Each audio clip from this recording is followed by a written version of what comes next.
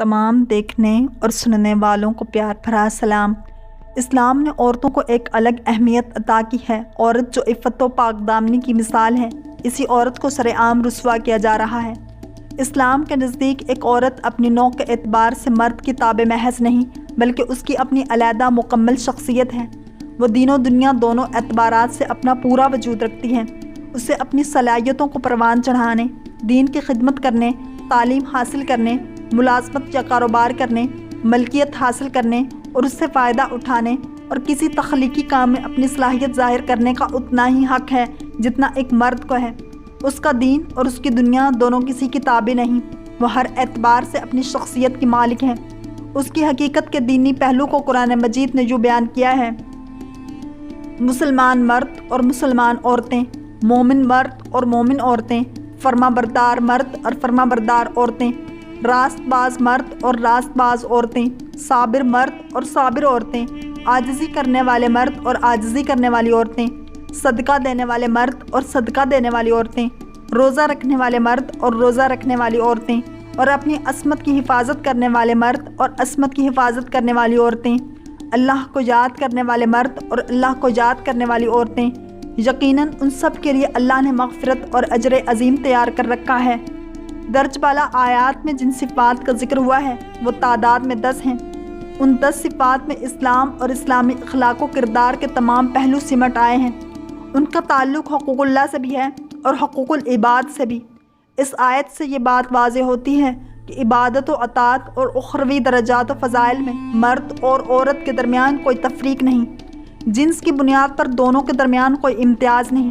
جہاں تک دنیا اور اس کے مال و اسباب کا تعلق ہے، اس زمن میں قرآن مجید نے یہ اصول بیان کیا ہے۔ اسی مفہوم کی اور بہت سی آیات قرآن مجید میں جا بجا ارشاد ہوئی ہیں، جن سے معلوم ہوتا ہے کہ اصلاً مرد و عورت میں کوئی تفریق نہیں۔ ان کی ذمہ داریوں کے بوجھ اٹھانے میں فرق ہو سکتا ہے، تاہم دونوں ہی انسان ہیں اور دونوں کے بنیادی حقوق و مراعات یکساں ہیں۔ ارشاد ہے: میں تم میں سے کسی کا عمل ضائع کرنے والا نہیں ہوں، خواہ مرد ہو یا عورت، تم سب ایک دوسرے کے ہم جنس ہو۔ سورہ توبہ میں پروردگار نے تمام مومن مردوں اور تمام مومن عورتوں کو ایک دوسرے کا دوست، مددگار اور معاون قرار دیا ہے۔ گویا عورتیں عمومی طور پر مردوں کی تابع نہیں، بلکہ ان کے برابر اور ان کی دوست ہیں۔ البتہ ذمہ داریوں کے اعتبار سے مخصوص حالات میں حفظ و مراتب ہو سکتا ہے، جیسے کہ حاکم اور شہری کا فرق۔ مومن مرد اور مومن عورتیں یہ سب ایک دوسرے کے دوست اور مددگار و معاون ہیں، بھلائی کی تلقین کرتے ہیں اور برائی سے روکتے ہیں، نماز قائم کرتے ہیں اور زکوٰۃ ادا کرتے ہیں، اللہ اور اس کے رسول کی اطاعت کرتے ہیں۔ یہ وہ لوگ ہیں جن پر اللہ کی رحمت نازل ہو کر رہے گی۔ یقیناً اللہ سب پر غالب اور حکیم و دانا ہے۔ یہی وجہ ہے کہ دور نبوی صلی اللہ علیہ وآلہ وسلم میں عورتیں دین کا علم بھی حاصل کرتی تھیں، دنیا کا علم بھی حاصل کرتی تھیں، زراعت بھی کرتی تھیں، تجارت اور صنعت و حرفت کا کام بھی کرتی تھیں، اور اپنی جائیداد اور مال و اسباب کا انتظام بھی سنبھالتی تھیں۔ حضرت عائشہ صدیقہ رضی اللہ تعالیٰ عنہ کے متعلق تو سبھی جانتے ہیں کہ ان سے ہزاروں کی تعداد میں احادیث روایت کی گئی ہیں۔ دور صحابہ میں خواتین کا لکھنا پڑھنا اور دنیاوی علم حاصل کرنا بالکل عام تھا۔ اس زمن میں گنتی کے حوالے سے اگر ہمیں عورتوں کی تعداد کم نظر آتی ہے تو اس کی وجہ یہ ہے کہ اس زمانے میں تعلیم اس طرح غیر عام نہ تھی جیسے آج ہے۔ طبقات ابن سعد کے مطابق عام عورتیں بھی حساب کتاب کر سکتی تھیں اور تحریر کر سکتی تھیں۔ الادب المفرد کے مطابق خواتین لکھتی بھی تھیں اور ان کے جوابات بھی بھیجتی تھیں۔ اس زمانے میں خواتین اپنی زمینوں کی دیکھ بھال کرتی تھیں اور خود زراعت کا کام بھی کرتی تھیں۔ احادیث کی سب سے اہم کتاب صحیح بخاری میں حضرت سہل بن سعد ایک صحابیہ خاتون کا قصہ بیان کرتے ہیں جس کے اپنے کھیت اور باغات تھے۔ وہاں وہ ایک نہر کے کنارے ایک سبزی اگایا کرتی تھیں۔ ہر جمعہ کو حضرت سہل بن سعد رضی اللہ تعالیٰ عنہ اور چند دوسرے صحابی ان کے ہاں جاتے اور وہ سلق اور جو کے کھانے سے مہمانوں کی توازے کرتی۔ صحیح بخاری، صحیح مسلم، ابو داؤد اور ابن ماجہ کی روایت کے مطابق حضرت جابر بن عبداللہ رضی اللہ تعالیٰ عنہ نے اپنی خالہ کا قصہ بیان کیا جن کو ان کے شوہر نے طلاق دی تھی۔ طلاق کے بعد جب وہ عدت گزار رہی تھیں تو انہوں نے چاہا کہ عدت کے دوران میں وہ اپنے کھجور کے باغ میں سے کچھ درختوں کے پھل کاٹ کر فروخت کریں، لیکن ایک شخص نے انہیں مشورہ دیا کہ اس مدت میں گھر سے نکلنا صحیح نہیں۔ اس پر وہ حضور اکرم صلی اللہ علیہ وسلم کے پاس گئیں اور پوری تفصیل بیان کی۔ حضور اکرم صلی اللہ علیہ وسلم نے انہیں ہدایت کی کہ اپنے باغ میں جاؤ، کھجور کے درخت کے پھل کاٹو اور انہیں فروخت کرو، اس طرح تم صدقہ دینے کے قابل بھی ہو سکتی ہو اور اس رقم سے کوئی کام بھی کر سکتی ہو جو آخرت میں تمہارے لیے اجر کا باعث ہو۔ اس واقعے سے یہ معلوم ہوتا ہے کہ حضور اکرم صلی اللہ علیہ وسلم کے وقت میں خواتین زراعت و تجارت دونوں کرتی تھیں۔ صحیح بخاری ہی کی روایت کے مطابق حضرت ابو بکر صدیق رضی اللہ تعالیٰ عنہ کی صاحبزادی اسما، جن کی شادی حضرت زبیر سے ہوئی تھی، وہ وہاں جاتی تھیں اور زراعت میں اپنے خاوند کا ہاتھ بٹاتی تھیں۔ اس زمانے میں خواتین آزادانہ طور پر تجارتی سرگرمیوں میں بھی حصہ لیتی تھیں۔ اس امت کی سب سے محترم خاتون حضرت خدیجہ رضی اللہ تعالیٰ عنہ ایک تاجر تھیں۔ بہت سی صحابیات مثلاً حضرت خولہ، الخمیمہ، ثقافیہ اور بنت مکرمہ خوشبو کی تجارت کرتی تھیں۔ طبقات ابن سعد میں ایسے بہت سے واقعات بیان ہوئے ہیں جن سے معلوم ہوتا ہے کہ صحابیات نہ صرف یہ کہ زراعت و تجارت اور صنعت و حرفت کرتی تھیں بلکہ وہ اپنے شوہروں سے آزادانہ طور پر کام کرتی تھیں۔ مثلاً حضرت عبداللہ بن مسعود کی اہلیہ ایک ماہر کاریگر تھی۔ ایک دن وہ حضور اکرم صلی اللہ علیہ وسلم کے پاس آئیں اور پوچھا، میں ایک کاریگر عورت ہوں، چیزیں بناتی ہوں اور بیچتی ہوں، لیکن میرے شوہر اور بچوں کا کوئی ذریعہ یا روزگار نہیں، کیا میں اپنی آمدنی ان پر خرچ کر سکتی ہوں؟ اس پر حضور اکرم صلی اللہ علیہ وسلم نے جواب دیا، یقیناً تم کر سکتی ہو، اس کا تمہیں اجر ملے گا۔ یہ روایت الاصحابہ فی التمیز الصحابہ جلد 4 میں موجود ہے۔ ایک اور واقعے کے مطابق ایک دفعہ خولہ بنت صلبہ اور ان کے شوہر کے درمیان جھگڑا ہو گیا۔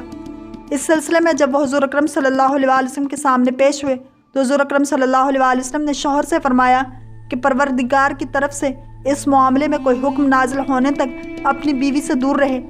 اس پر حضرت خولہ نے کہا کہ اے اللہ کے رسول، اس کے پاس تو گزارے کے کچھ بھی نہیں ہے، اس کا خرچ تو میں برداشت کرتی ہوں۔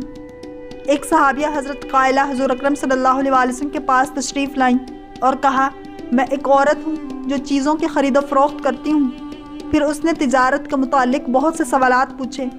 ایک اور صحابیہ حضرت عامرہ بیان کرتی ہیں کہ وہ اپنی کنیز کو ساتھ بازار گئیں اور وہاں سے ایک بڑی مچھلی خریدی۔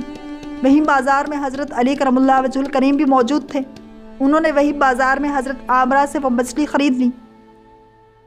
اس طرح کے کئی اور واقعات طبقات ابن سعد جلد 8 میں موجود ہیں جو اپنے موضوع پر سب سے مستند کتاب ہیں۔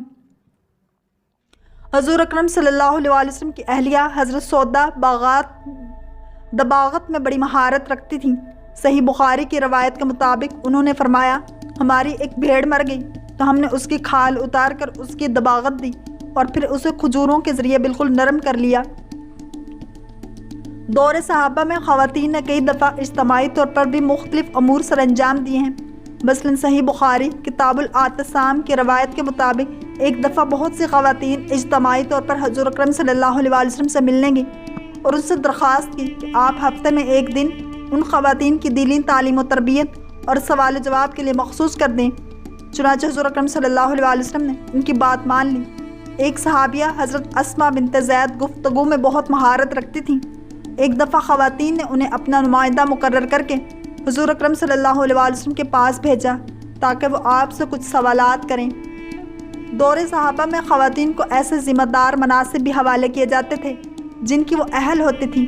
مثلاً شفا بنت عبداللہ کے متعلق تاریخی روایات میں آتا ہے کہ حضرت عمر فاروق رضی اللہ تعالیٰ عنہ نے انہیں بازاروں کے نگران افسر کی ذمہ داری دی تھی تاکہ وہ قیمتوں پر نگاہ رکھیں۔ یہ امر معلوم ہو جانے کے بعد کہ دینی، اخلاقی اور تمام انسانی حقوق کے حوالے سے مرد و عورت عمومی طور پر اصلاً ہم پلہ اور ہم مرتبہ ہیں، ہمارے سامنے چند سوالات آتے ہیں۔ ایک یہ کہ اس بات کا کیا مطلب ہے کہ حضرت حوا کی پیدائش حضرت آدم کی پسلی سے ہوئی؟ دوسرا یہ کہ اس بات کا کیا مطلب ہے کہ عورتیں ناقص فی الدین اور ناقص فی العقل ہیں؟ تیسرا یہ کہ اس بات کی صحیح توجیہ کیا ہے کہ مرد عورتوں پر قوام ہیں؟ چوتھا یہ کہ کیا خواتین کی دیت عادی ہیں؟ اور پانچواں یہ کہ کیا واقعی اسلامی عدالتوں میں عورت کی گواہی مرد کی نسبت عادی تصور کی جاتی ہے؟ ان تمام سوالات کا جواب اور ان کی صحیح وضاحت تو اپنے مقام پر آئے گی۔ اس بات کے موضوع کے اعتبار سے یہ مناسب ہے کہ پہلے سوال کی وضاحت کی جائے۔ ارشاد ہے، وہ اللہ ہی ہیں جس نے تمہارے لیے تمہاری ہم جنس بیویاں بنائیں اور اسی نے ان بیویوں سے تمہیں بیٹے پوتے عطا کیے اور اچھی اچھی چیزیں تمہیں کھانے کو دیں، اس لیے کہ ہماری بیویاں الگ ہی پیدا ہوتی ہیں، ہماری پسلیوں سے تو پیدا نہیں ہوتی۔ اسی طرح کی ایک سورہ روم میں بھی آیت آئی ہے، ارشاد ہے، اور اس کی نشانیوں میں سے ہے کہ اس نے تمہاری ہم جنس سے بیویاں پیدا کی تاکہ ان کے پاس سکون حاصل کرو اور تمہارے درمیان محبت اور رحمت پیدا کر دی۔ یقیناً اس میں غور و فکر کرنے والے لوگوں کے لیے بہت سی نشانیاں ہیں۔ اس آیت میں من انفسکم کے معنی صرف اور صرف ہم جنس ہی لیے جا سکتے ہیں، اس لیے کہ ہماری بیویاں الگ ہی پیدا ہوتی ہیں، ہماری پسلیوں سے پیدا نہیں ہوتی۔ جب ہم ان دونوں آیتوں کی روشنی میں سورۃ النساء کی آیت کا ایک مفہوم اخذ کرتے ہیں تو یہ بات واضح ہو جاتی ہے، یہاں بھی آیت کا مفہوم من جنسکم اسی کی جنس سے کا ہے، اس لیے کہ قرآن مجید کے مختلف حصے ایک دوسرے سے متضاد نہیں بلکہ ہم معنی ہوتے ہیں، بلکہ سارا قرآن یک رنگ اور یک معنی ہے۔ پس درج بالا بحث سے یہ بات ثابت ہوتی ہے کہ عیسائیت اور یہودیت کے برعکس اسلام میں اس بات کا کوئی تصور نہیں کہ عورت مرد کی پسلی سے پیدا ہو کر روز اول سے ہی اس کے تابع زیر نگی اور زیر دست ہے۔ اگر آپ کو یہ ویڈیو پسند آئی ہے تو لائک، شیئر اور سبسکرائب کرنا مت بھولیے تاکہ ایسے ہی اسلامک انفارمیٹیو ویڈیوز آپ تک پہنچتی رہیں۔